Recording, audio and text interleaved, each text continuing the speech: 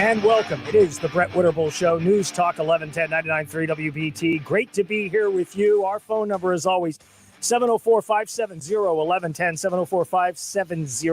704-570-1110. We are live. We are streaming out on the WBT Facebook page and, of course, over at the Twitter page as well. Next hour, Gordon Chang comes by, Gordon G. Chang on Twitter. We can talk about China. I think China is an incredibly important, enduring topic that we're going to have to deal with.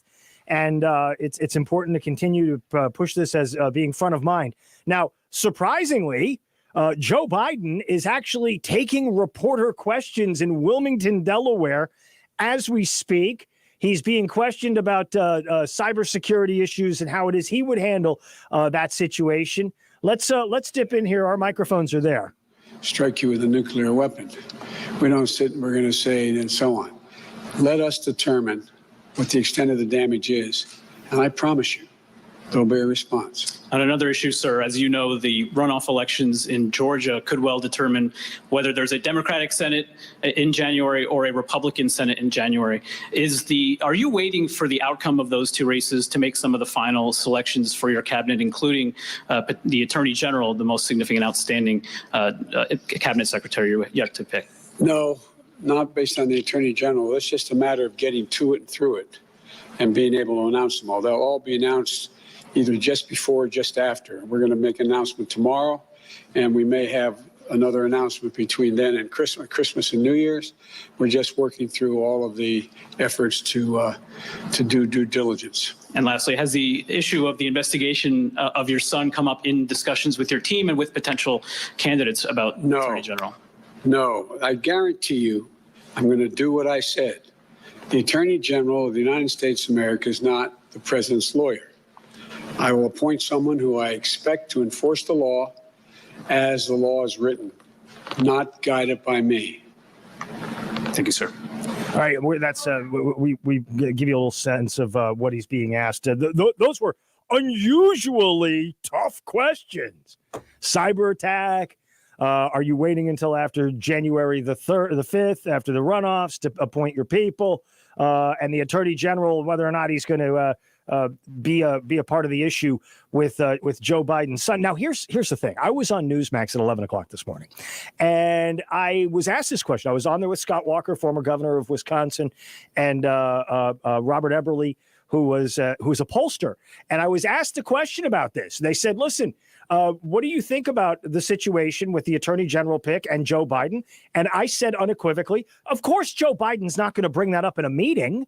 But of course, Joe Biden, it's going to be implicit that you're not supposed to investigate Hunter. Don't upset the apple cart. I mean, come on, give me a break. Joe Biden's been a swamp creature for 47 years. And it's an incredible thing to think about. But he's a guy who's one of those folks that goes to D.C. poor and comes out very wealthy, very, very wealthy. And his son is very well connected internationally. He's an international man of mystery and money. And, that this is all going to have to be navigated. What's become apparent to me is that when then Vice President Biden went out of office and ended up going into private life, such as it is, it was clear that Hunter and Joe decided they were going to try to carbon copy the Clinton Foundation. And they probably figured they could do it better than Hillary and Bill did. And they apparently attempted to do that. They were laying the groundwork during his vice presidency, obviously. And now as we move into this term, I think they're just going to keep kind of the thing going until somebody asks a question. And the fact of the matter is the media is not going to ask them about this sort of stuff. This will be brought up now, but it will not happen again down the road. You can make book on it. Now, it's curious to me that Joe Biden is suddenly now so aggressive in terms of responding to the Russians. He wasn't very aggressive back in 2016 when it was acknowledged that the Russians attempted to interfere with the election. And Barack Obama's famous admonition to Vladimir Putin was, knock it off, knock it off. It's funny. I have this guy who sends me notes from time to time on Facebook, and he tries to say to me, Brett, you need to find your own voice. You need to understand who you are. I can guarantee you, my man, I can guarantee you, I know my voice. My voice is the voice of people who are sick and tired of watching well-heeled, lobbied up politicians stick it to the American people. Yesterday, you'll recall, I pointed out the fact that $700 million is going to Sudan. Now we find out there's another big chunk of change going over to Pakistan for what they call gender management issues or gender issues over in Pakistan.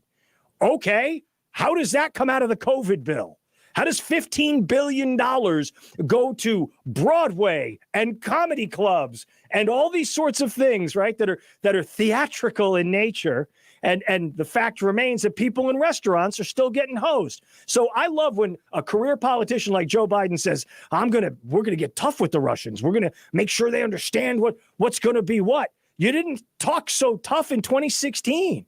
You didn't retaliate in 20. You didn't do anything in 2016. What did you do in 2016 except sick the intelligence community, kooky weirdo John Brennan and Jimmy Clap on, Clap off, Jimmy the Clapper, to go and wiretap Donald Trump and his campaign? Boy, I'd love to see what tough on the Russians is going to look like. Was that Hillary going to Vlad and carrying with her a button that said reset, but they had translated it incorrectly in Russian, and it was actually the word overcharge? Was it perhaps allowing the Russians to go into Syria to consummate what had been a commie, pinko, imperialist dream for the better part of 2 centuries to get a warm water port? And now they sit there in the Med because of the Obama-Biden foreign policy, the toughness on Russia? Is that what that was? That's incredible. That's remarkable. That's amazing. Can't wait to see what that's going to look like. Sorry, I happen to have a memory for policy. I remember the policies that were executed under the Obama-Biden administration. And since Joe is clearly putting the band back together, I think we can divine what the policies are going to be. Your thoughts straight ahead at 704-570-1110, 704-570-1110. I'm Brett Winterble, News Talk 1110, 99.3 WBT. Boomer Von Cannon's got a look at the roads. Hey, thank you, Brett.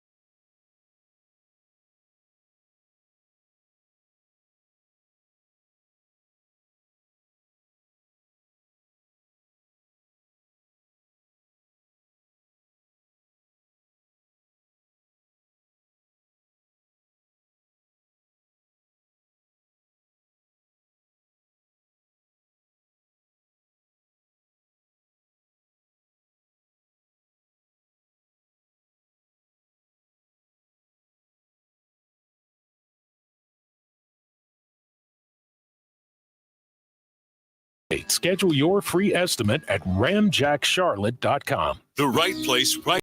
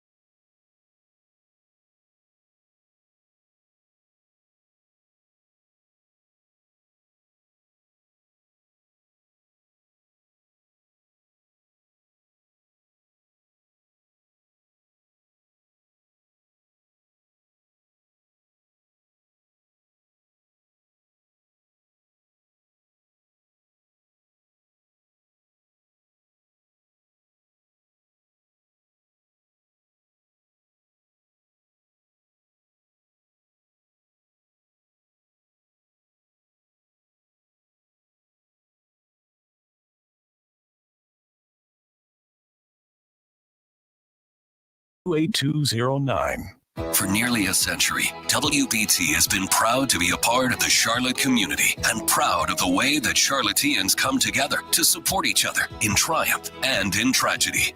WBT is dedicated to shining a light on those who are making Charlotte a better place to live, work, and play. Of course, we've got your news, traffic, weather, and sports, and all your favorite talk shows. But what sets WBT apart is that we've got you and your stories of making a difference, your stories of hope. Thanks to our friends at Henderson Properties, we'll keep telling your stories on WBT, where we believe we're better together.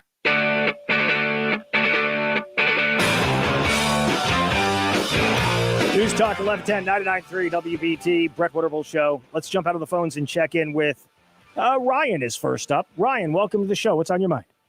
Hey, Brett. Thanks so much for taking my call. Thank you, buddy. I'm going to take out Bluetooth there. First of all, it's really awesome to hear you get so excited. No, thank you. You really seem fired up about this. I am That's fired. great. I'm very fired up about this. It's horrible, obviously. Seeing how much money for these types of projects. I was wondering if you noticed any spot on the omnibus spending bill where it says money for black ops. You didn't see that, did you? No, but we spend trillions of dollars on black ops. The deep state is huge. It is well funded. It's probably the largest expenditure out there. I mean, that's the reality. So yeah, come at me with the tinfoil hat, man, and I'll walk down that block with you because I do know we spend a ton of money on stuff involving chicanery around the world for sure. Do you know any war fighters personally? Any colonels or brigadiers? Any guys like that? Yes. I can tell you, having known a couple over the years, that if they were going to turn into the CIA, what their expenditures would be for running whatever black ops are being run, they would totally say something like gender studies in Pakistan. I mean, that is the most hilarious expenditure. And what I think everyone should take away from this, honestly, without fitting you for a tinfoil hat, what I think everyone should take away from this is apathy is really what's killing this country. Because if more people really took the time to understand, I don't know, something like who the representatives were and what the legislation is saying, then we'll easily be able to discern which portions of media are the bad guys, because they're the ones pushing narratives. Well, that are I think it's pretty apparent who the bad guys are. Number one. Number two, I think when you have a 5,000-page bill that gives you 4 or 5 hours to read before it gets through there. I mean, come on, this is vintage Nancy Pelosi. This is how you got Obamacare, that awesome healthcare system that we're all loving, right? And that's how you got it. They took a blank page. They said, everybody pass this. We'll insert the language later. Remember, she bragged about the fact that you'd have to pass the bill to find out what's in the bill. And this is what you ended up with as a consequence. I mean, it's a frustrating reality. It's why I think we need to start targeting these reps from both parties, frankly, who are in it for themselves to win it, but not in it for the Constitution of the American people, and get rid of them, dump them. blow them up. That's right. Rhetorically That's right. speaking. I agree with what you're saying without wanting to point fingers. And let me tell you why it's important not to point fingers, especially now. Because everyone's so polarized and because the opinions are so diametrically opposed, what we should focus on as healers, helpers, right, you and I, is we want to come from that bipartisan place. So this way, because really, just like you were saying, that's it's important, bipartisan place, but we have to be able to convert people over to our way of thinking, red pilling, whatever you want to call it. Well, I mean, look, here's a prime example for you, okay? Prime example is Eric Swalwell, all right? Eric Swalwell is a prime example. Adam Schiff is a prime example. Dianne Feinstein is a prime example. The West Coast Democrat delegations, I guarantee you, have been singularly targeted by the People's Republic of China. The single most dangerous foe we have on the planet, okay, is the People's Republic of China. They have absolutely no concern about playing by the rules, playing by the norms, playing by the international norms or any of that sort of stuff. We know that to be true. And I still work in a classified industry, right? It's quasi-classified. We'll get into it later, but I could give you a dimension that blows most people's mind with having to do with intellectual property and how they treat it. Oh, not only the amount of money that is lost by Americans, but how less secure you are. Of course. Because we have to make things in China that have dangerous software. Like, say, you know how all cars are electronic now? Sure. Say those machines that I use to program keys can be appropriated or misappropriated. Of course. Look, where do you get your rare earths? Where do you get your rare earths from these days? The majority of it's over there. China's the only place. It's over there. I mean, absolutely. Yeah. Ryan, I appreciate the call. As always, you're a great call. 704-570-1110. Let me go to Terry next. Terry, welcome to the show. Hey, Brett. Hey, Terry. It's been a long time since I know. I was wondering where you were.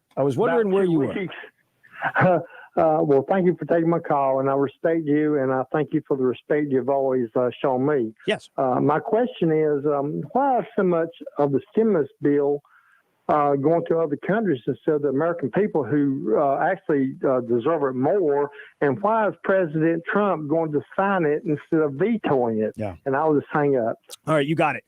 It's going to foreign countries because you have people in the American government that lobby for foreign countries. They may be congressmen and senators. They may be in the State Department, but they don't have as their priority, their first priority, the people of Charlotte or the people of Charleston or the people of Los Angeles or the people of any city in this country. They have as their first priority their international partners and working groups and those sorts of things. I think the president should veto it. This thing should be aid to America and aid to Americans. All right. Once we get through all this, once we get everybody vaccinated and locked down and masked up and whatever other dumb euphemisms are that are out there, once that all happens, then we can talk about helping some other countries out. I believe in charity. I also believe America is the most charitable country on the face of the earth. Period. End of sentence. That's it. We are the most charitable, most giving country on this earth. And the fact of the matter is, we don't need to prove it with taxpayer dollars. Sorry, I don't think we owe the people of Pakistan for gender studies or Sudan for this or for that or any of the countries that are getting money from us in the COVID package. We don't need to be spending that money on them. Again, $15 billion going to the theatrical businesses in America, the restaurants left out in the cold. Disgraceful. 704-570-1110. I'm Brett Winterble. News Talk 1110 99.3 WBT. Now let's head on over to Anna Erickson for an update. Anna, what's the big story over there? Hey there, Brett. Thank you. Funerals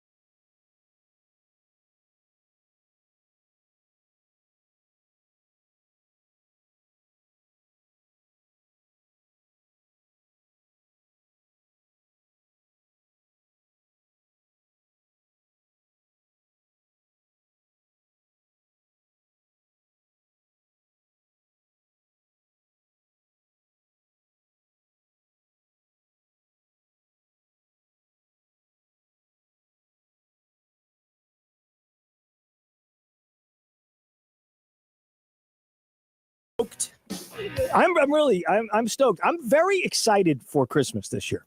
I am more excited for Christmas this year than I've been in a number of years. I don't know why. Maybe it's the spirit. Maybe it was the conjunction last night. Did you see the conjunction there in the sky with the two planets? What is it? Jupiter and Saturn out there, and they were showing off all their moons in public. It was nice. We saw all that stuff, and it was an incredible thing. This is for a tough year on a lot of fronts. We are still alive and thriving. And we got to remember that. And we got to remember that we have in our power the ability to affect change. Maybe not catastrophic change or monumental change, but as people, as individuals, we have the ability to try to affect the change that we want to see happen for the better. It's just is going to take work. Nobody's ever just like granted independence because the benevolent dictator wants you to be, we think you ought to be freer than you are. Bureaucrats in government, unelected bureaucrats, unaccountable bureaucrats in government have been given a tremendous amount of responsibility and power over your future, my future, our children and grandchildren's future. And these are not necessarily people that you would want in charge of that sort of stuff. They are convinced they're always right. They are convinced that you are dumb and you must be led, and ultimately, somehow, some way, you must be perfected. You want to understand the entire basis for like the Green New Deal stuff that goes on, AOC telling you that you're going to have to live in a small apartment while she's in a penthouse, that you can only make this amount of money doing this kind of labor, while she's making $178,000 for trying to figure out how she's going to tell you how to live your life. I mean, it's an incredible, incredible thing to behold. She's at least elected, though. I mean, you could remove her from office. Like, you could actually run somebody against her. You could fund a campaign against her. You could get rid of her. But the person that you don't know exists that's directing your life, that's the problem. That's the problem. And big tech has absolutely been the devil's handmaiden in so much of this, right? They won't condemn international corruption or graft. They won't condemn gangsterism, but they will condemn the United States. They'll condemn you and me as a class of people. I mean, if I hear it one more time, I'm going to go bananas. The Truth and Reconciliation Commission that needs to be put together in pursuit of what? I saw Chuck Todd talking about it over the weekend. Do we need a Truth and Reconciliation Commission? No, the answer would be no. We don't need a Truth and Reconciliation Commission, unless, of course, you'd like to call the Durham investigation the Truth and Reconciliation Commission. That would be great. That would be wonderful. Unless you want to talk about the investigation into Hunter Biden and his affairs as the Truth and Reconciliation. Oh, no, you don't want to do that. Well, you know what's going to be great? At some point, I think the Republicans are going to hold the Senate. I'll make the prediction now. I think the Republicans are going to hold the Senate. And it's going to be so great when Lindsey Graham is chairing the Senate Judiciary Committee and an attorney general nominee comes up. And Lindsey Graham gets to say to him, what do you think about Hunter Biden? What do you think about his relationships overseas? What do you think about having an administration spy on an incoming administration? And I don't mean Trump spying on Biden, but I do mean Biden-Obama spying on Trump. Ask those kinds of questions. It's going to be wonderful when they question Attorney General Klobuchar, Attorney General designee Klobuchar or Warren or whoever it's going to be. And you get to ask those sorts of questions. That'll be magnificent. Because for 4 years, you've been told you're rotten, you smell, you're deplorable. There's an insurance policy that's going to take care of you. There's any number of these different things that are going to be managed. And I'm just saying, turnabout is fair play. The other side is going to get to experience the magic that is questioning election results for 4 years. Oh, really? So you voted for the other team? Gotcha. How's it feel not to be legitimate? And I'm not saying that that's the assertion I'm making. I'm saying that's going to be the conversation around the holiday tables, around the picnics and the barbecues, because you crossed that Rubicon by saying the current occupant of the White House, it was illegitimately elected or selected by Vladimir Putin. Well, I think there are going to be people who are going to say that this incoming administration is a wholly owned subsidiary of Xi Jinping. And that's going to be uncomfortable. I mean, there's just no way to slice that. It's going to be an uncomfortable feeling, and you're going to bristle. You are going to bristle, and you're going to be mad. And you're going to say, no, Biden, Harris are not like Trump, Pence. They're not. You're right. China, not Russia. But I still can't understand. The blindness towards the dangers that the PRC are giving the United States. It's a remarkable thing. It's an incredible thing. When we come back, I'm going to let you hear from Fred Fleitz. Fred Fleitz is talking about this Iran nuclear deal and how it is that this next administration is desperate to get back into the Iran nuclear deal and why it's a huge mistake. It's a tremendous mistake, and it's going to make the world less safe. That plus we got Gordon Chang, Grover Norquist coming up. Your phone calls all the way till 6 o'clock, 704-570-1110. I'm Brett Winterble, News Talk 1110, 99.3 WBT. Boomer Von Cannon's got to look at the roads. Are the roads still looking What are you thinking, Boomer?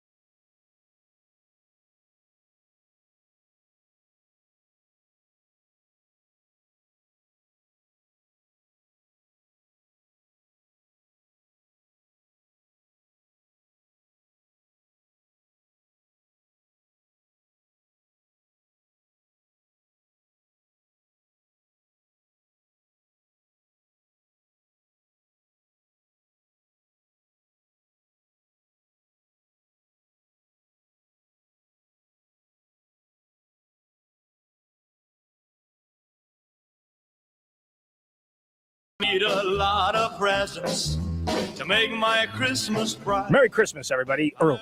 News Talk 1110 99.3 WBT. And I'm hoping everybody had a happy Hanukkah, happy Kwanzaa, whatever you are celebrating. Diwali was just about a month ago.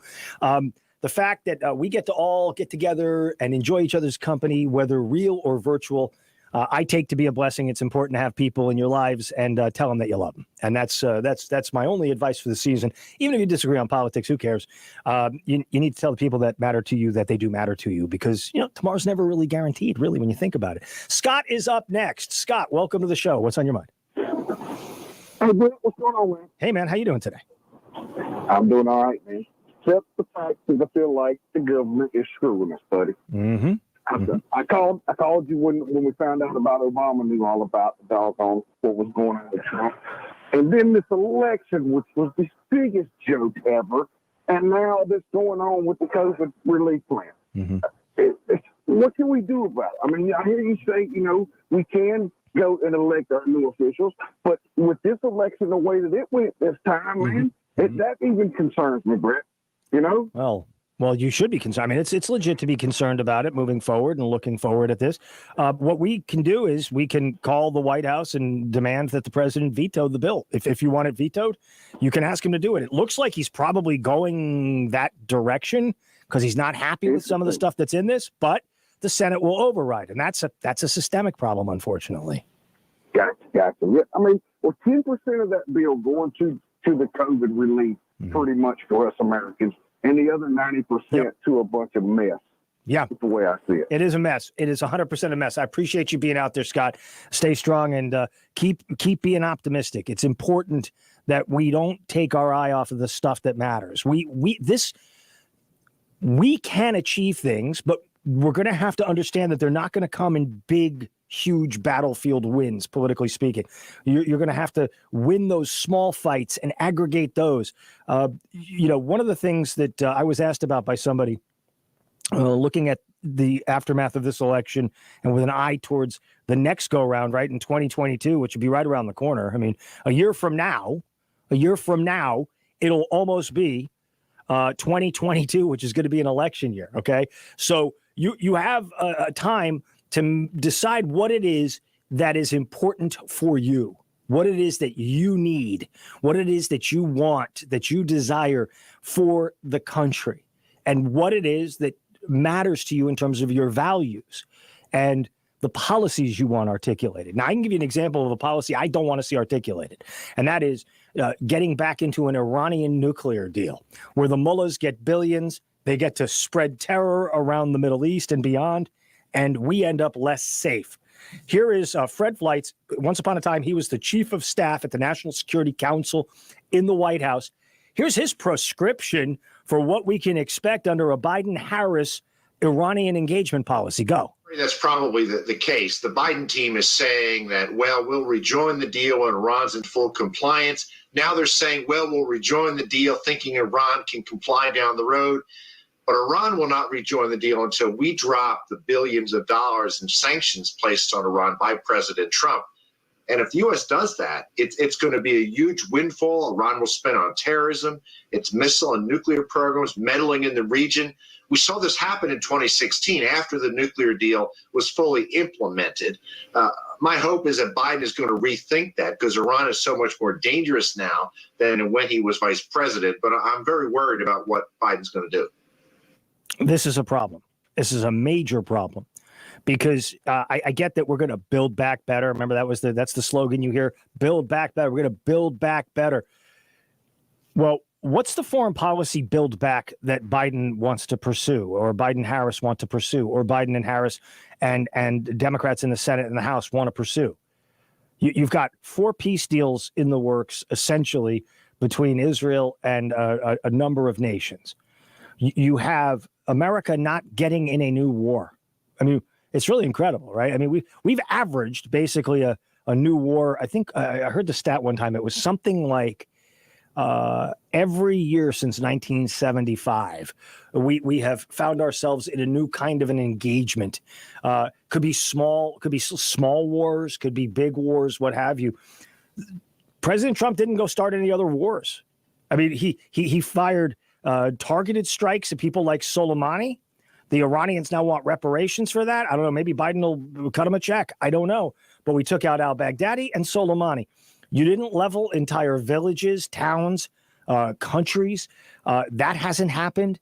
We're not invading forces, all over the world to take out this strongman or that one. Joe Biden's last go-round as vice president, you had Benghazi take place. You had the collapse of Libya into a state that has failed so badly that there are now open slave markets in that country. I'm not blaming Biden or Obama for that, but there are consequences for bad decisions. Is Iraq better off now than it was once upon a time? I'd be hard-pressed to say that it is, given the fact that it's essentially a wholly owned subsidiary of the Iranian regime now. So the idea that foreign policy prescriptions that I'm hearing about are things like the Europeans and our allies are going to know we're back. We never left. We just asked for accountability from those countries. We didn't leave the world stage. You'll know it when we leave the world stage. You will know it when we are no longer the dominant power on the world stage, because your first thing is going to be seeing how dominant the Chinese Navy is, how dominant the Chinese Air Force is, how dominant the Chinese Army is. You'll know. You won't have freedom of navigation into the Indo-Pacific theater. You will not have the ability to trade with our allies like Japan and South Korea as easily as we do now, or Singapore, or Malaysia, or Brunei, or Australia. You'll know it. You'll know it when we're no longer the most powerful country.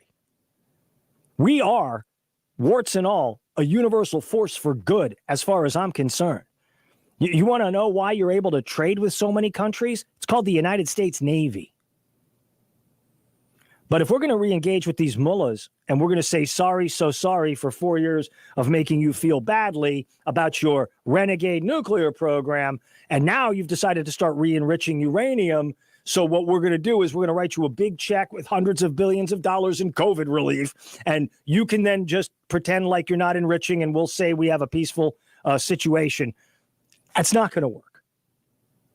The Iranians are going to take the money. And I'm talking not about the people, I'm talking about the regime. They're going to take the money and they're going to fund terrorist groups around the Middle East who are going to target innocent people. Many people were killed over in Syria at the hands of the Iranian allies of Assad and Putin. Okay? So we don't want the mullahs having any of our tax dollars going to their little adventures. We don't want it. I'm hoping the Biden administration is smart enough to continue the sanctions regime on them and not pay them on the come. 704-570-1110. I'm Brett Winterble, News Talk 1110-993 WBT. From the Q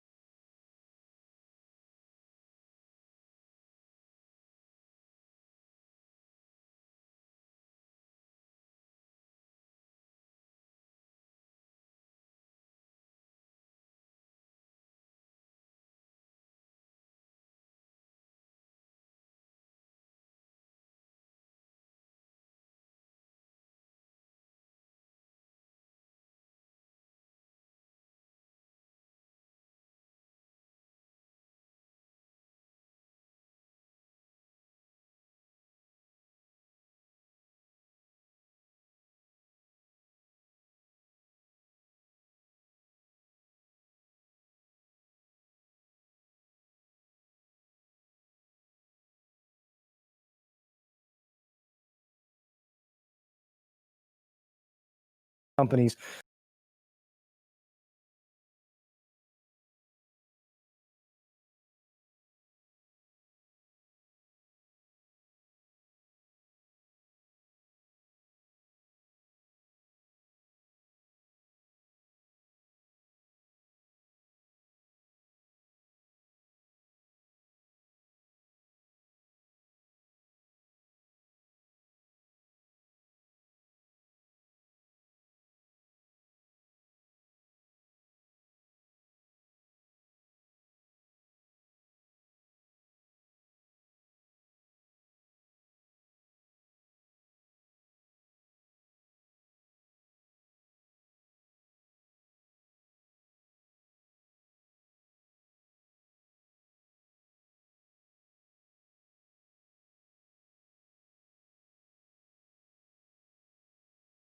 Give them a call, 704-274-20.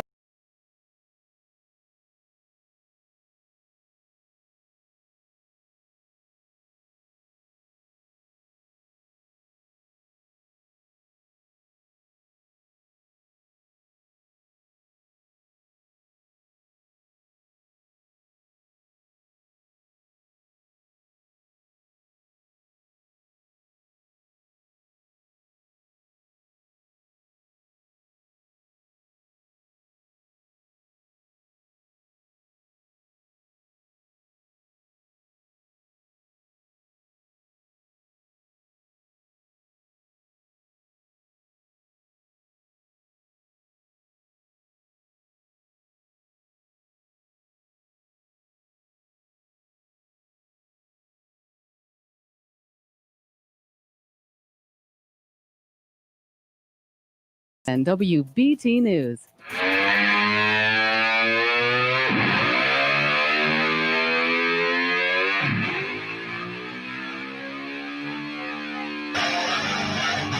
It is the Brett Winterble Show, News Talk 1110 and 99.3 WBT. Great to be here with you. Second hour underway. We are streaming live at the WBT Facebook page, out on Twitter, using advanced technology. You're able to see me. I'm wearing a white shirt and a black sweater. If you need to adjust the color on your monitor or your phone or your however it is you're looking at it, and certainly want to invite you to be a part of the conversation. 704-570-1110 is the number to call.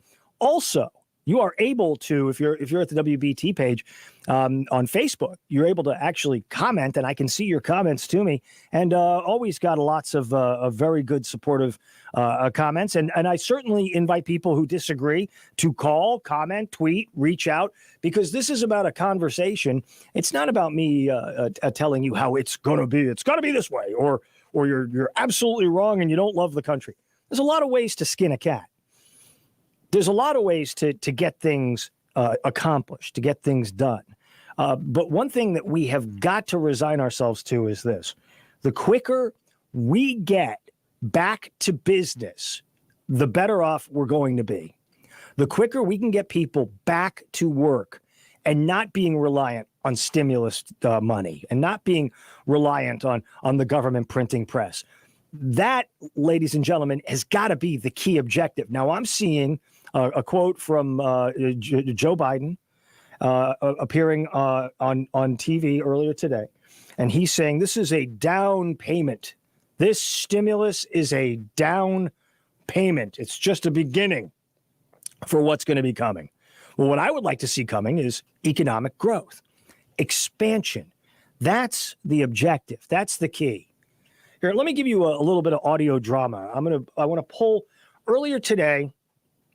Dr. Anthony Fauci got the vaccine, and this is a special report from XYZ News.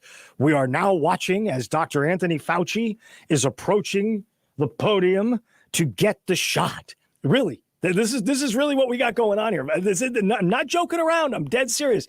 Nora O'Donnell, I think, did the VO of it over on CBS. Here's a little bit of how this sounded when Dr. Fauci went into the room to get a vaccine. Go.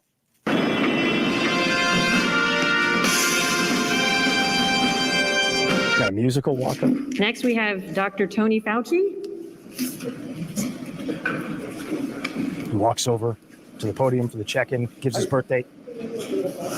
12/24/40. 12/24/40. Christmas Eve, 1940. It's pretty impressive. So many in our nation are saying, if Dr. Fauci gets the vaccine, I'm going to get the vaccine. So tell us a little bit of why it's important. Well, for me, it's important for two reasons. One is that I'm an attending physician here on the staff at the National Institutes of Health Clinical Center. And so I do see patients. But as important or more important is as a symbol to the rest of the country that I feel extreme confidence in the safety and the efficacy of this vaccine. And I want to encourage everyone who has the opportunity to get vaccinated so that we could have a veil of protection over this country that would end this pandemic. Okay. So now he's rolling up his sleeve. Thank you, Dr. Fauci, for coming today. I got the nurse talking to him. Any last minute questions, concerns? Last request. We don't know how this is going to go. He's getting the shot. He's getting the shot. She's putting it in. And he gets a play. He's getting a shot. He gets a standing O for getting a shot. Now, look, I'm sorry. I have to be honest. Don't we all deserve applause when we get the shot? Shouldn't we all get to make a speech and a statement? I'd like to make a statement. I'd like to thank the Academy for this opportunity. It's a great honor to receive this vaccine in my arm. And afterwards, right, they'll do it like when they swear you into the Congress or the Senate. You know, they get the handshake with you and the nurse, and you get some kind of a certificate that now lets you travel. Congratulations, you got the shot. You now get to go to Akron. What are you doing now that you got the shot? I'm going to Disney World. Like the old super big game commercials. I can't say the name. The old big game commercials. That's what they're doing. It's a cause of celebration. All these people are getting the shots. What do all these people have in common who are getting the shots? Can anybody tell me what common strain, no reference to the virus, but what common strain is running through these people getting the shot? AOC get the shot. Fauci got the shot. Pence got the shot. At some point, I think President Trump will get the shot. Marco Rubio got the shot. Does anybody know what all these people have in common? Well, I'll just tell you. They're not you. They're not you. They're powerful, connected, famous, influential people. Joe Biden got the shot yesterday. Didn't he? Didn't he get the shot yesterday? And I imagine Kamala Harris got the shot. They're not you. They're not getting up every day and putting in an 8-hour day of work and sweating and worrying about paying the bills. These are people at the extreme upper end of the importance spectrum in America. They really are. These are important people that matter, and they get the shot. They're not going to bring out Joe the plumber or Steve the electrician or Danielle the chef. They're not bringing them out and having them get the shot and make a statement and we're going to celebrate. But even Anthony Fauci acknowledges in that clip, it's important for two reasons. It's important because I am a doctor here and I see patients, and it's important for being a symbol. A symbol of what? I mean, I could argue that in some ways, Anthony Fauci is more of a symbol for the lockdowns and the shutdowns and the mask ups than he is for the vaccine. I would argue that Slawi and Brett Giroir and President Trump is really, they're the symbols of the Operation Warp Speed thing that we were told by super smart news anchors like Anderson Cooper and Chris Cuomo and the people on Messy NBC and ABC, NBC, CBS, and Fox News that there's no real likelihood that the vaccine is going to be ready by the end of the year. Said these people before they started giving the vaccine publicly the week of Christmas, which is the end of the year. These are the people that told you the vaccine's not going to be safe because Trump's going to rush it. He wants you to bleach your insides and no. See, the people that used bleach in the wrong way were the Hillary Clinton loyalists who bleach bitted the computers and the phones. The president never said shoot yourself up with bleach. That's another lie from the media. 704-570-1110 to weigh in, to check in. Gordon Chang comes by next, plus your phone calls. Later on, Grover Norquist comes by. It's a jam-packed hour. I'm Brett Winterble, News Talk 1110-993 WBT. Oh, I said jam-packed. Yes. What's wrong with me, Boomer? That's like a trigger word today on 485. Yes, it is. That's the one that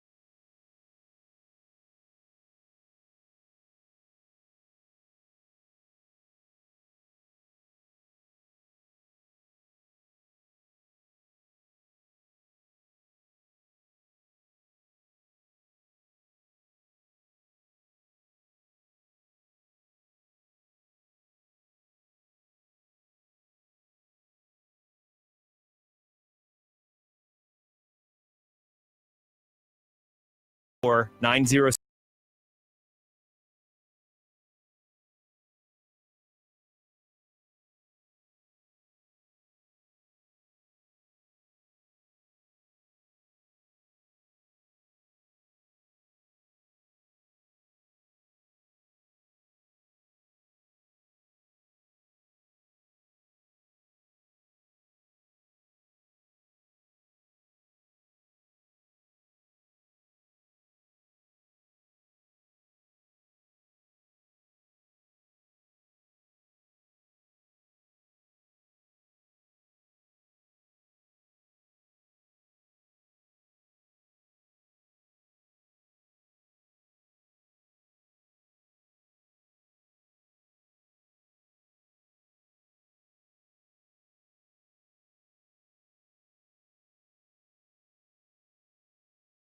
Better together.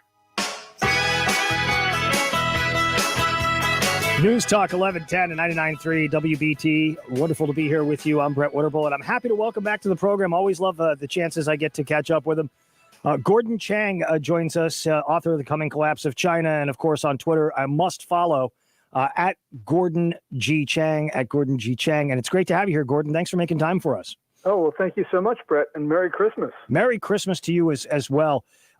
So let's take a look at what it is that's happening in this sort of interregnum period, going from one administration to an incoming administration. We know that we on our side of this argument have been very bold, and you've been among the boldest when it comes to calling out the malfeasance of China, the dangers of China. We're seeing now, of course, a heavy focus on Russian hackers and things like that. Feels very 2016 all over again. Are we to expect that there's going to be a blind spot for Joe Biden and that administration when it comes to the People's Republic of China? Well, we've got to be concerned because the Democratic Party has generally been focusing on Russia, and the Republicans have been talking China. But China is clearly the greater threat. And if you look at the two regimes, you can see why. I mean, Russia has a gross domestic product last year of 1.6 trillion. China, although it might be a little bit exaggerated, 14.1 trillion. So China has much more heft. And certainly the Chinese leaders are much more ambitious, much more malicious. So China's been the greater threat. We are seeing, obviously, an up-tempo approach by the People's Republic of China, especially in the region.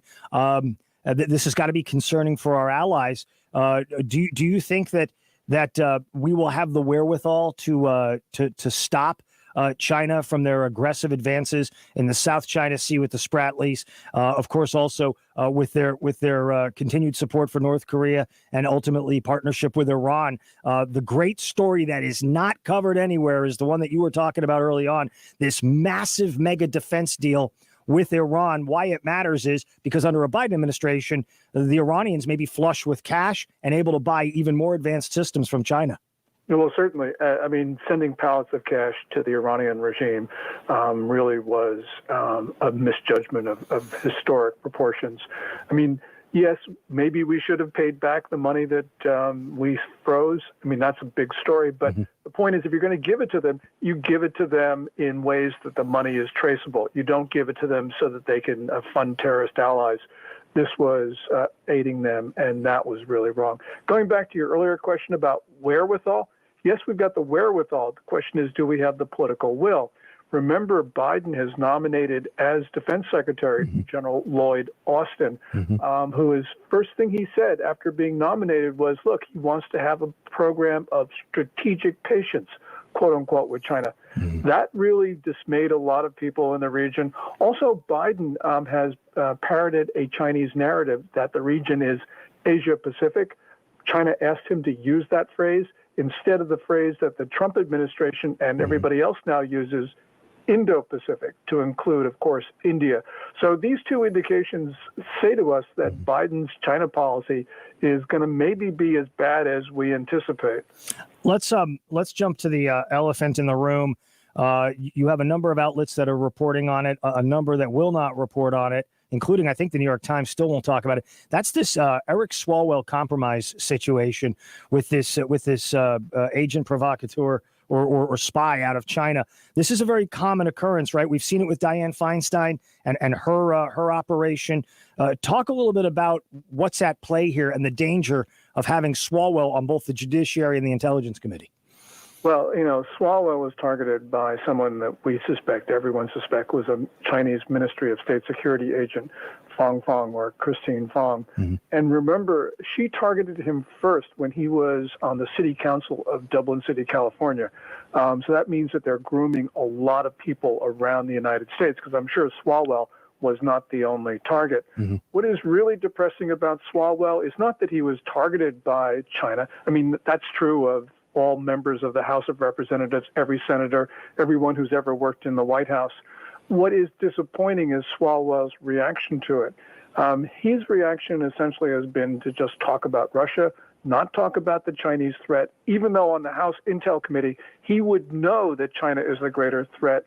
And indeed, he's not willing to talk about his personal relationships with Christine Fong. And that, to me, is distressing, because it means that China may hold something over him. If he were to say, look, I had sex with her, so what? I could accept that. Mm-hmm. But he won't even confirm or deny the relationship, which means he's really sensitive about it, which means we've got a real problem because he's on the Intel Committee. Does this also represent, and this is calling for you to draw a conclusion that you may not have evidence on, obviously, but this is why the Hunter Biden story is so troubling, not because he may have done anything wrong per se, but because he's a person who's got a number of different challenges in his life, right? Drug addiction being one of them. And that is exactly the sort of thing that you would want to exploit if you were a foreign hostile power, correct? You're absolutely right about that, Brett, and I'm glad you raised it. Look, there's money issues with regard to Hunter Biden and the family, but we'll get to the bottom of it because money always leaves a trail. What I'm really concerned about with Hunter Biden is that he is, as you say, a troubled individual.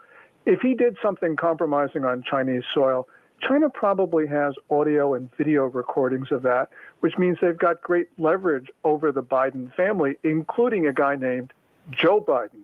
And every father will protect his son. Question is, how far will Joe Biden go to protect Hunter Biden if China uses that leverage on him? And this is something that we might not know about because there is no trail on this one, unlike the money. Yeah, absolutely. A final question for you, very generous with your time. Gordon Chang, follow him on Twitter at Gordon G. Chang. Deafening silence on the issues involving Uyghurs, deafening silence on Xinjiang, deafening silence on Hong Kong.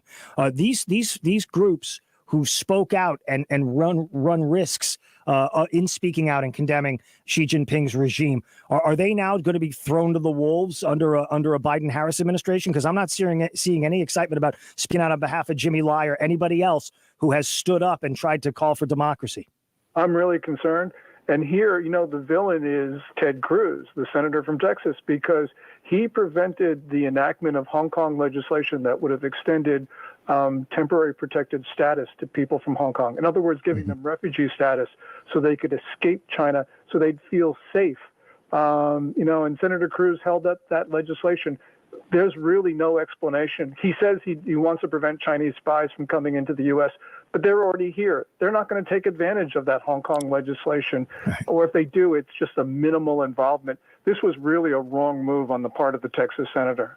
We'll certainly continue to watch this and raise the alarm as you have for decades. And we certainly want to be right there with you raising these issues, because we know the broader media is not going to want to talk about this sort of stuff. Gordon Chang, all the best to you. Very Merry Christmas. And I look forward to catching up with you in the new year, my friend.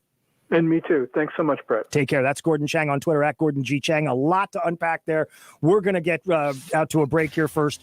Let's head on over to Anna Erickson for a look at the headlines in the news. What's going on, Anna? Hey there, Brett. Good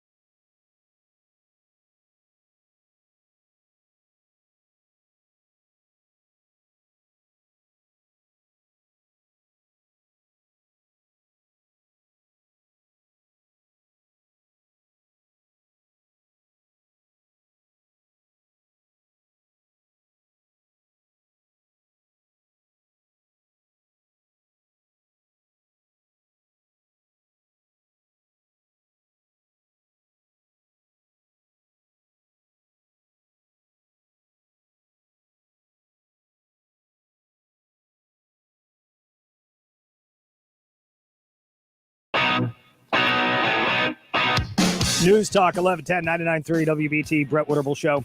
704-570-1110 is our phone number. Well, we are fully into day 1.5 of the COVID spend that's looming out there.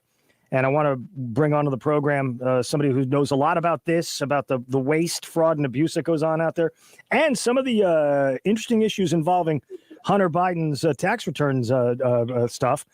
Grover Norquist from Americans for Tax Reform joining us. Grover, thanks for making time for us today. Absolutely. Good to be with you. Good to be with you. Let's go right at the top of the of the news, top of mind. Your reaction to this COVID package with $700 million going to Sudan and a bunch of lard in that deal. What an absolute nightmare this is. Well, it is. And there are several ways to look at it. Let's take two to start with. From a long distance away, this bill is $900 billion. It's actually about $300 billion in new spending. Some of the other stuff, tax cuts, and some of the other stuff was spending that was promised earlier. Mm-hmm. It was supposed to be $3.5 trillion. That's what Nancy Pelosi wanted. So if you see $3.5 trillion down to about 300, given that some of it was already appropriated, mm-hmm. It looks progress. Okay, so it is smaller. Now you come up close, and smaller is still pretty big, and smaller is pretty messy, and smaller is pretty awful. So in order to maintain your sanity, Mitch McConnell got 3.5 down to about 300. Okay. Huge win. I mean, even in the middle of the presidential race with all the pressures on him, Trump was willing to go for 2. Okay. Yep. So, and we took it down to below that. So some real behind the scenes stuff. Now, to get that big number down to the little number, what was the pay for? I think you're looking at some pretty weird stuff. I give you $100 million and you drop $1 billion in requests. Okay, we'll take it. That's the deal. You got stupid and we're spending less. So there's you can be unhappy at what the sausage looks like. You can be glad there's less of it than there would have been under other circumstances. But I think you need to move very quickly too. So what do we do so that the next time this doesn't look like, and it's smaller than this, and it looks more serious. I mean, the requirement that the Republicans put in when they took the House and the Senate was that you'd have any bill would stand out there for 2 days. Democrats got rid of that in the House. I think it was always in the House. And that's a good rule. I like a week. I mean, 2 days works in a world with emails, and Twitter and so on computers. A week looks better if you got to mail things out, Xerox things. But something so that people can look at it, and the crazy stuff doesn't go in if they know it's going to be looked at. Now, if you look at it and say it's crazy, but there's no way to fix it, how much time do you spend working on the fact that it's crazy? Not too much.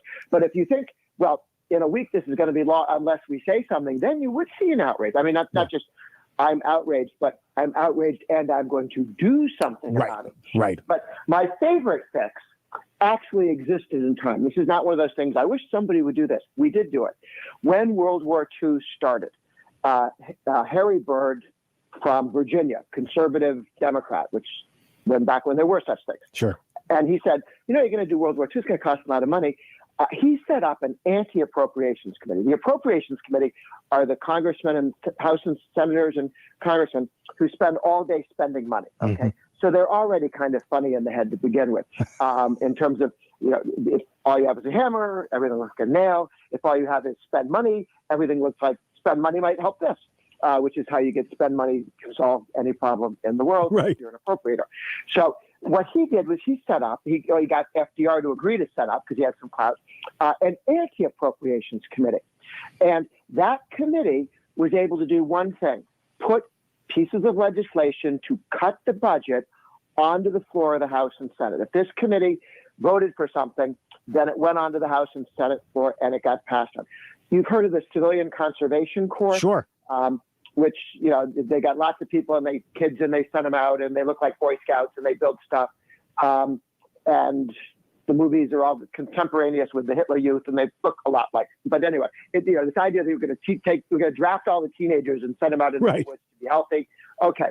That cost a lot of money, and it was there because supposedly otherwise these kids would be gangbangers or something in the 1930s. That got cut in half and then eliminated by this committee. Wow. If this committee, the Works Projects Administration, if you go into an old post office, you see pictures of communists. I mean, literally communists. They have very left-wing guys drawing these posters, and that was supposed to keep them out of trouble. Sure. So they're doing these big murals with bizarre anti-American themes in them. So that sort of thing is not new in the art world. But and that was cut in half and then eliminated. Now, can you imagine if we hadn't had an anti-appropriations committee in the 30s, 40s, and 50s? By the 60s, it had been neutered, so it didn't really exist, and they killed it off in the 70s because it was too annoying to have to have an anti-spending committee. So a lot of these programs were phased out. The Civilian Conservation Corps would be knocking at your door and looking at your thermostat to see whether you're using too much energy. That's right. If it hadn't been shut down, they'd have found a use for it, and it would have been huge. And the Works Projects Administration, Lord knows, who they'd be, what they'd be painting and who'd be doing it, and what the politics of that was. So, to bring back the Anti-Appropriations Committee, because among other things, it didn't say when the committee votes something that it had to happen. Right. It simply said each house had to vote. Right. And they made a lot of progress. And they were, frankly, they took it in half and then closed it down. It wasn't this dramatic thing, but hey, too much. So we got to bring it back. We need to bring this back then, don't we? Yeah, I think we can do that. And all it would take, the nice Republicans, if they hold on to the Senate, could do it in the Senate. And I think once you had a vote force in the Senate, it'd be pretty easy to get something like that in the House as well. And then there's an old joke about the guy who put a humidifier and a dehumidifier down in the basement to fight it out. Right. Steve Wright. So we can do that with the appropriations and anti-appropriations.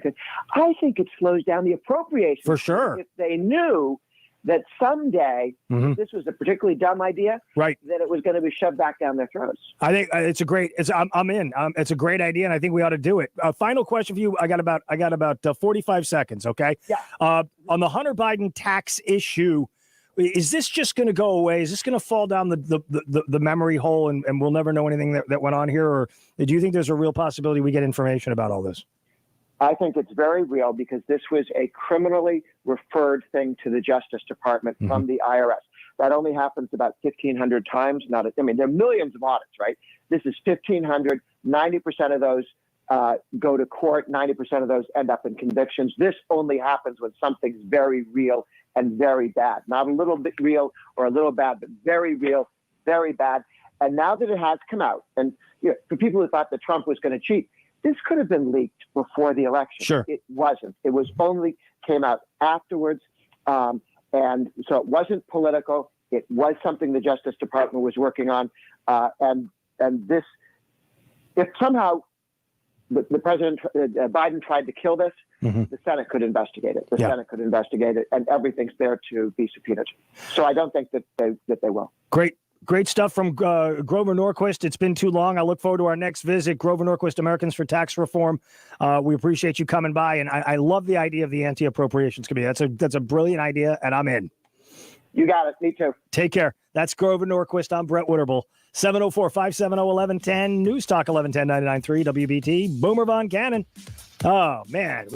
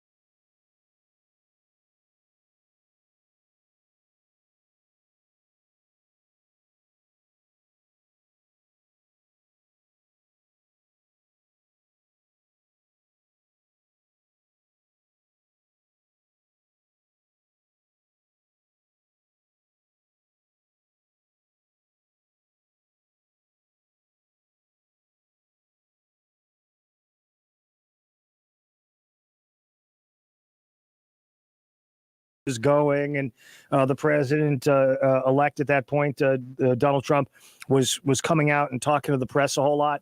Even Mike Pence was very visible as a person. Remember, he was the governor of Indiana at that point, and so you saw them. They were kind of omnipresent.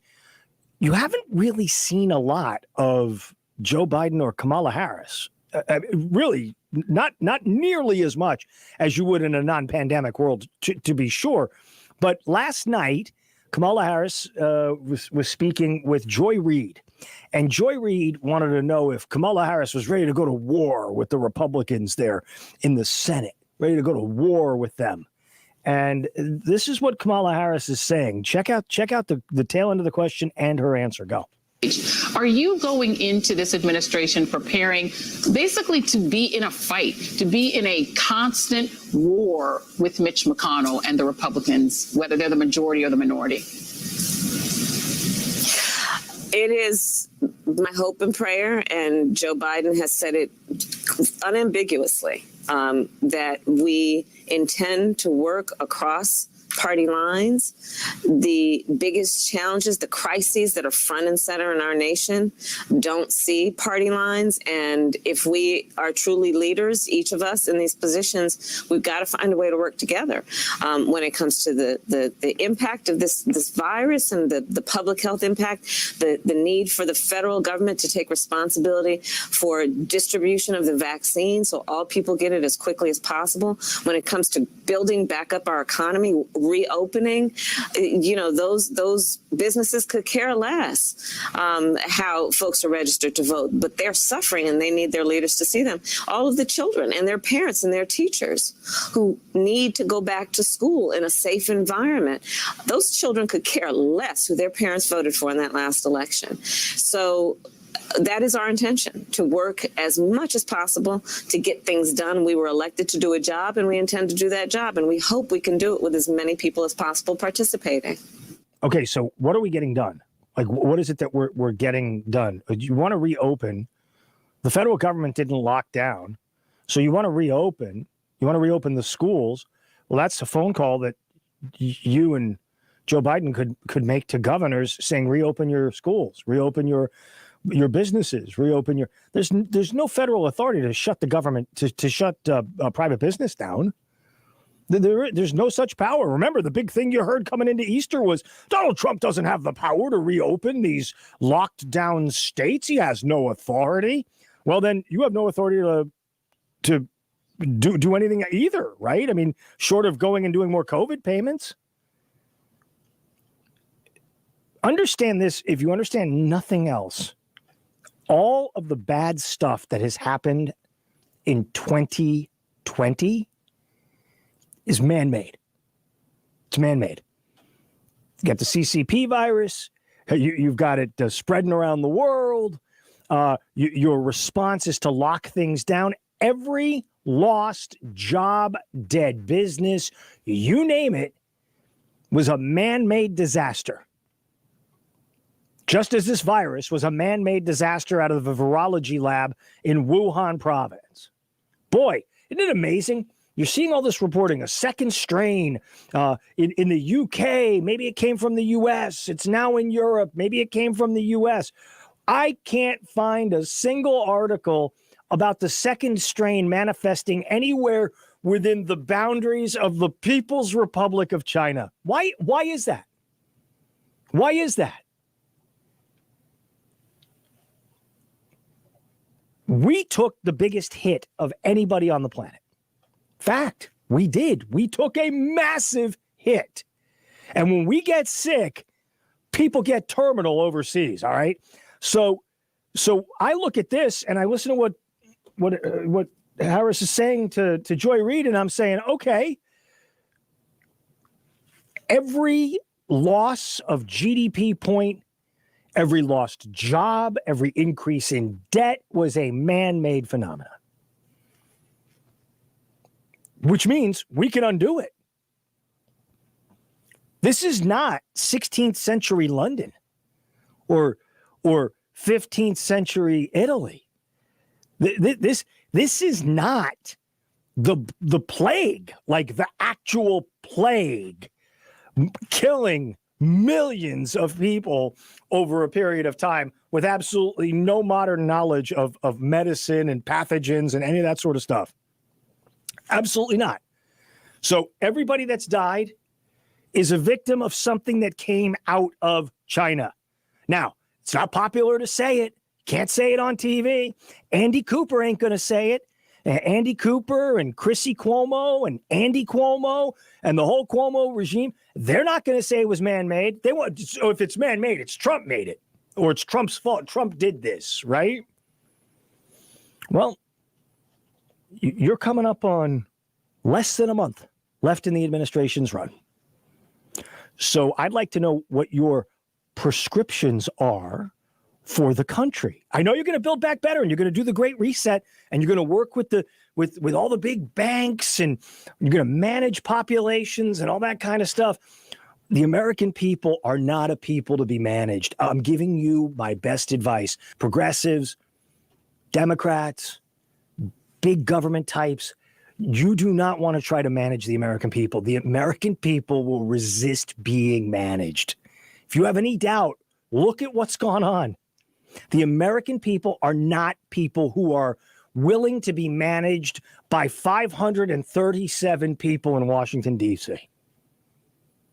The House, the Senate, the president, and the vice president. The American people are not going to be managed that way. It's just not going to happen.